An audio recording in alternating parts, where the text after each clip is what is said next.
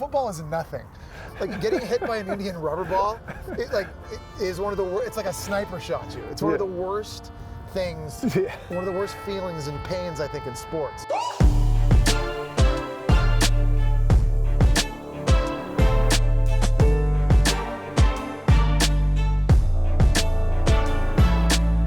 All right, so we got done Daily Mail TV. I just, after work, had coffee at Ground Central, which is one of the best named coffee shops in New York City. It's right near Daily Mail TV. So got done that. Now we're heading down the FDR on the east side of Manhattan. I'm going to see my buddy Paul Rabil.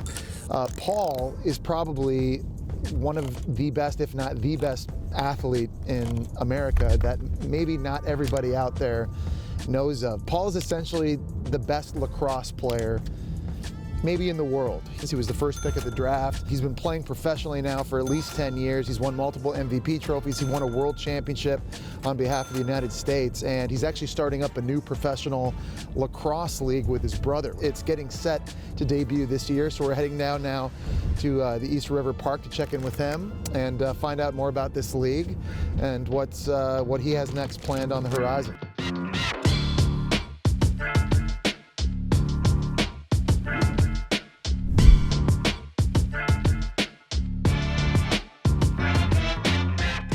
Take me back how you got into lacrosse. Well, I wanted to be a quarterback like you. You're too good of an athlete to do that, though. I was playing basketball and soccer, and when I was 12 years old, my neighbor across the street timely came to me with his backup stick and pitched me on coming out for the rec team. It was really hard, and I sucked at it. And then my folks, they had me stay in it because I wanted to quit. They kept me in it, and then my second year I caught on. The thing about lacrosse, it's a combination of a lot of the characteristics that I liked about other sports. The contact of football, speed and agility of basketball, endurance of soccer, hand-eye of hockey and baseball. But you make your equipment, so you string your head, you combo your handle in the head, your gloves, and there's this like sense of ownership that I think why lacrosse players are so sticky to the game.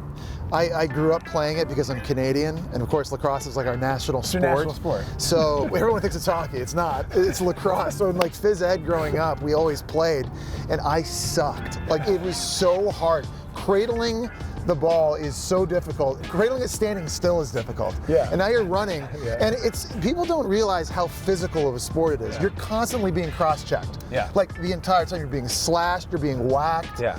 While running and trying to keep this Indian rubber ball, which by the way might be the most dangerous and hardest ball. Like football is nothing. Like getting hit by an Indian rubber ball, it is one of the worst. It's like a sniper shot you. It's one of the worst things, one of the worst feelings and pains I think in sports. Yeah. What I think is so unique and so interesting is that as a current player, you're going to create a brand new professional league, the PLL. Why did you decide now was the time? We just look at this opportunity as social media has proliferated, as athletes have leveraged social media. There's all this opportunity for a non-Big Four sport to reach the masses. It makes the most sense for lacrosse to elevate right now.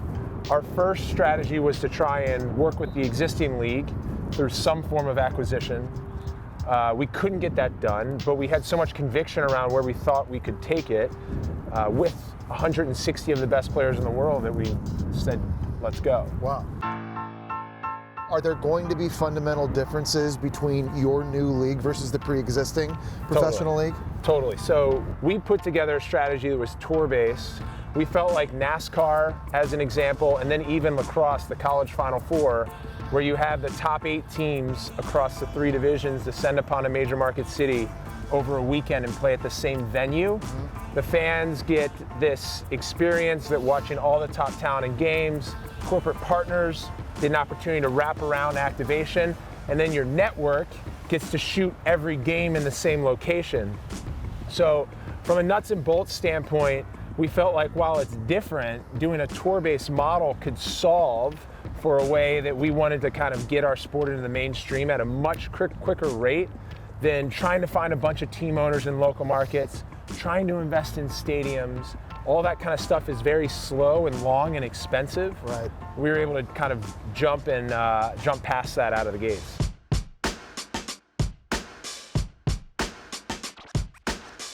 How do you draft to the PLL? How do you determine who's on whose team? Having gone through this, both of us, like most athletes actually really dislike a draft, unless you're like really the first pick. Unless you're you. We built our teams based on 4 things. So we paired teams based on college affinity. Then there was former pro team locker room chemistry. Then we rated players on skill, and then we had an age bracket. So all these different levers. We brought in a neutral lacrosse advisory board made up of top coaches, men's and women's, and influencers in the game. Got a final blessing from them and went out and rolled it out. So that's how one time and one time only these teams will be formed. Then the coaches, have full autonomy around trades and how they want to pursue the championship opportunity.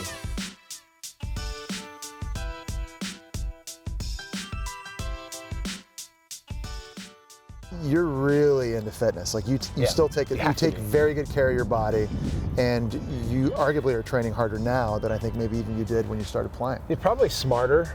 The sports are a young man's game, young woman's game, and in that, like, when you're in your early 20s, you can just rely on athleticism and grit to try and get to the ball first. And then we all look to Wayne Gretzky, who could see 2 plays in advance where the puck was going to be. Right. And you get that with experience. It's unquantifiable.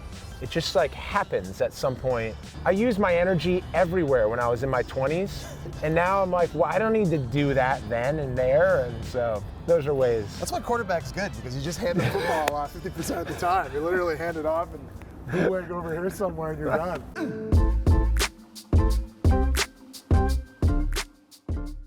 You've got so much stuff on your plate, obviously, right now.